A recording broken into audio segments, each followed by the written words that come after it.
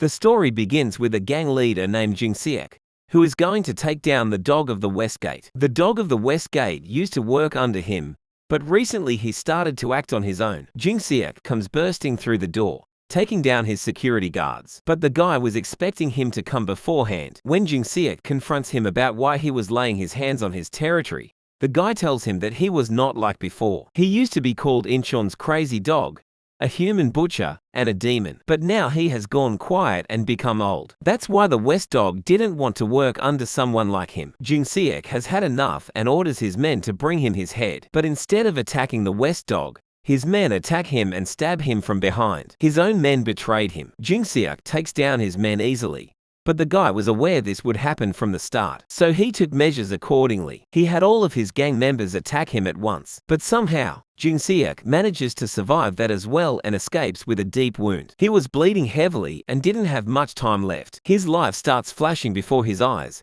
and he sees all the cruel things he had done for the past 20 years to become the ringleader of this gang. He tries to remember what was the turning point in his life that made him go on this path, but it didn't matter anymore as he was about to die. He regrets his life choices on his deathbed and slowly closes his eyes. When he comes to his senses, he finds himself in a strange place and wonders if he is in hell. Just then, he hears a voice asking him if he regrets his past life. Jingseok gets angry and yells at the person who was talking to come out. When he turns around, he sees a white light descending from above. It was an angel. The angel informs him that he deserves to go to hell for what he has done in his life. But seeing him regretting his past choices and the desire to change, the angel was interested to see what would happen if he gave him a second chance. He wanted to test if humans were capable of repenting or if they were evil and never change, just like Satan had told him. Jingseok asks the angel to just take him to hell, but the angel informs him that he is going to give him a second chance to live his life differently. But his soul couldn't be saved for what he had done in his past life. Jingseok didn't know what the angel was talking about. Suddenly, he sees a burst of light upon him, and when he opens his eyes, he finds himself in a young body. He finds his surroundings familiar and is stunned to see himself in the mirror. Just then he gets a call from the school dean who was scolding him for skipping school. It took him a few seconds, but he finally realized he was 23 years back in time. This was the time when he dropped out of high school and joined a gang. He starts crying and gives his gratitude to the angel for giving him another chance. But the angel reminds him again, no matter what he does in this life, his soul is bound to go to hell. But he didn't care about all that. He was just glad that he had another chance to correct his mistakes. He was going to live a proper life, away from all the gangster stuff. He was ready to go to his school. On his way, a guy he used to hang out with 23 years ago in his last life greets him. They both used to extort money from kids together. He was happy to see a familiar face and called him by his name, which made the guy, Kim Seok-hyun, angry as he was 2 years older than him. Jingseok realizes that he was the one who had introduced him to a gangster 23 years ago. This was the first mistake that he needed to fix, and it was all Kim Seok's fault. Jing looks at him with anger, which annoys Kim Seok, and as he is about to teach him a lesson, Jing grabs him by the chin and starts crushing him. Kim Seok couldn't get himself out of his grab and wondered how he was so strong all of a sudden. The other gangster, who was he to include Jing in his gang, attacked him, but Jing blocked his attack with ease and punched him so hard that he wasn't able to get up again. Jing starts beating Kim Seok and threatens him from showing his face to him ever again. Jing was fuming with anger as this guy made his life a hell. As he was about to hit him even more, he remembered what the angel had told him and how he had promised to live his life away from all of the gangster stuff. He leaves him with a warning and decides to enjoy his school life to the fullest. But there was another problem. The school dean suggested he drop out of the school. Jung didn't expect things to go this way. The dean counts all of his wrongdoings such as bullying, stealing, smoking, and all kinds of stuff. Jung was getting annoyed by him, but he stayed calm and thought rationally. He accepted all the things that he had done and apologized for that. He told him that he was serious this time and that he wanted to study hard. The teacher realized that even though he was talking as usual,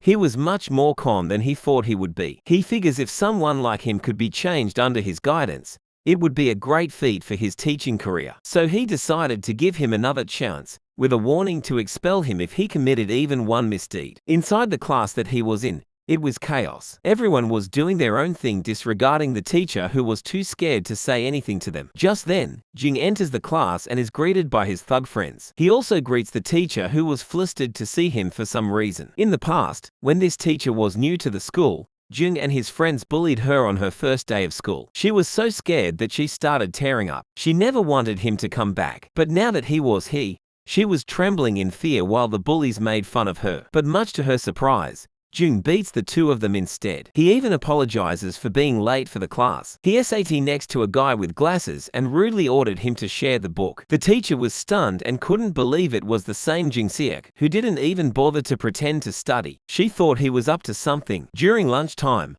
his friends asked him what was wrong with his today. He clearly informed them that he was planning to be a decent student and that they needed to look out for themselves now. They also didn't understand what caused this sudden change of heart. While Jing was enjoying the drink that he had after 20 years, he was interrupted by a pretty girl. The girl told him that Yonggi was waiting for him. At first, he didn't remember who he was, but then he realized that this guy was the king of this school. The school was basically run by him. In his past life, he had a good relationship with Yonggi. Yonggi tries to butter him up, but Jing was being cold to him and told him to get to the point already. He offers him a job, but Jing immediately denies the proposal, saying he was not going to work with a druggie. It took Yonggi a second to register what he just said. Everyone else was shocked as well hearing about the drugs. Yonggi was baffled because he didn't tell anyone about the drugs, but Jing already knew that he would become a drug dealer in the future. He warned him not to ever call him again and suggested he stop doing drugs and go to a hospital. As he was leaving,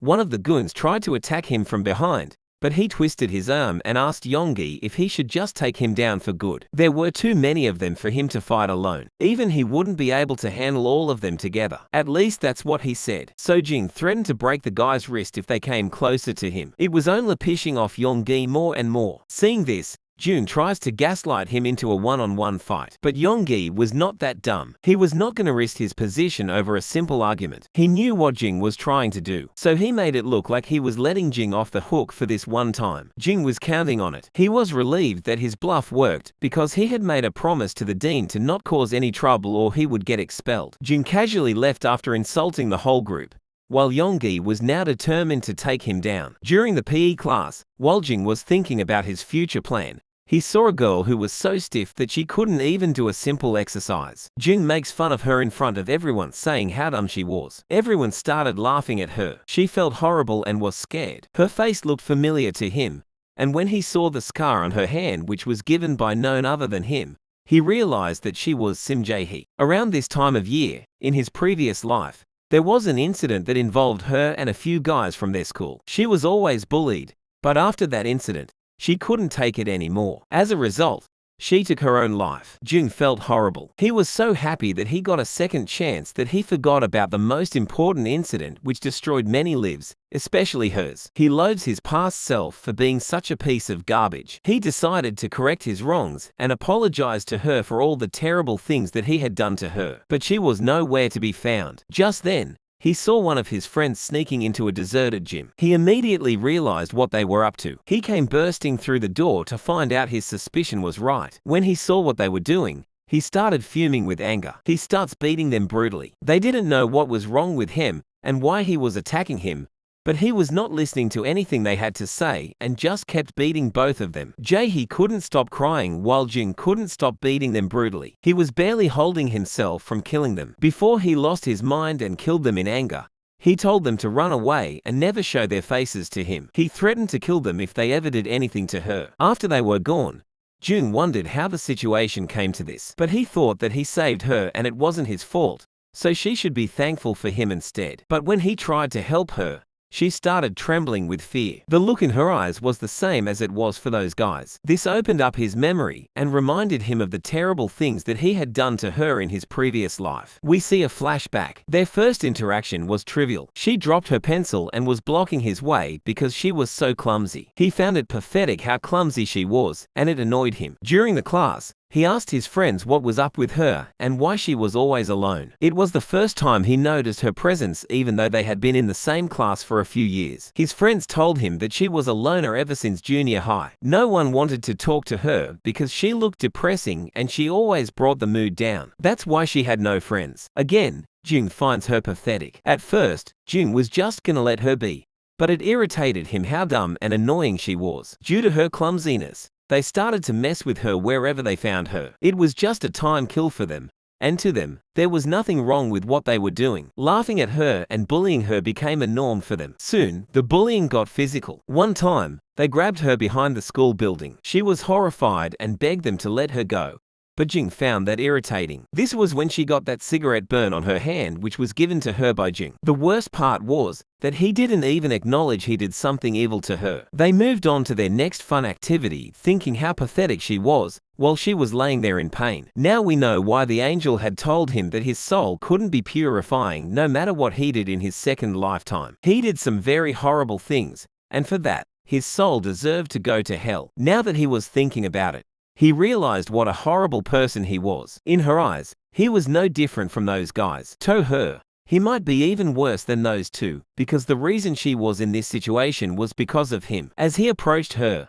Jae-hee was terrified, but much to her surprise, he sincerely apologized to her. Never in her lifetime had she seen that coming, and she could see he was sincerely sorry. In the class, everyone was talking about what happened to the two of them. One of the thugs threatened to go to the police for what he did to him, but Jing informs him that he would be released just with a warning as he is not an adult yet. But after that, he would search for them and would end their life. On top of that, if he told the police what they tried to do with the girl, they would be in more trouble. The guy falls on his knees due to the pressure. Jing warned the whole class to not do anything stupid from now on. Jing asked the guy in glasses where Jae-hee was. He told him that she was in the nurse's office and that she wasn't looking so good. Jing was worried she might do something stupid like in his previous life. During the class, Jung starts listing all the mistakes that he needs to fix, and Jae-hee is his top priority. He somehow manages to save her life, but the major problem is her being lonely. She was always looked down upon by her peers. And the other thing that he needed to fix was his teacher. While she was teaching,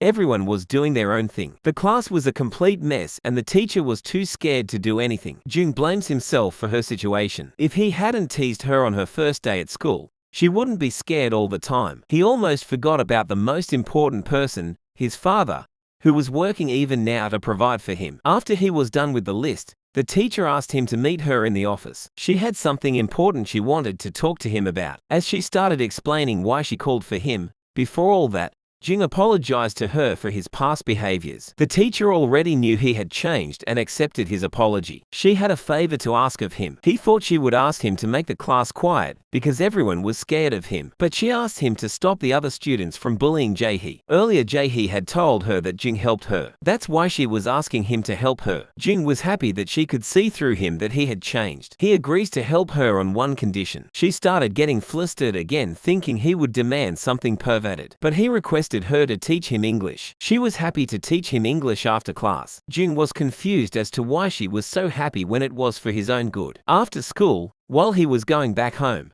he saw Jae-hee waiting for someone. She was waiting for him. He asked her what was she still doing. He assured her to come to school daily without being scared. No one would dare to bully her now, and if someone did, he would take care of them personally. Jae-hee was just speechless. He took accountability for the horrible things he had done and told her that he was going to live virtuously from now on. She thanked him for helping her. Instead of cursing him, she was thanking him, which frustrated him. She should be calling him shameless and all kinds of stuff, but she was thankful. Jing couldn't believe he was bullying such kind girls like his teacher and Jae-hee in his previous life. We see that the angel who gave him a second chance was watching him. He says that even though he was trying to change, it was only a small part of his long list of mistakes.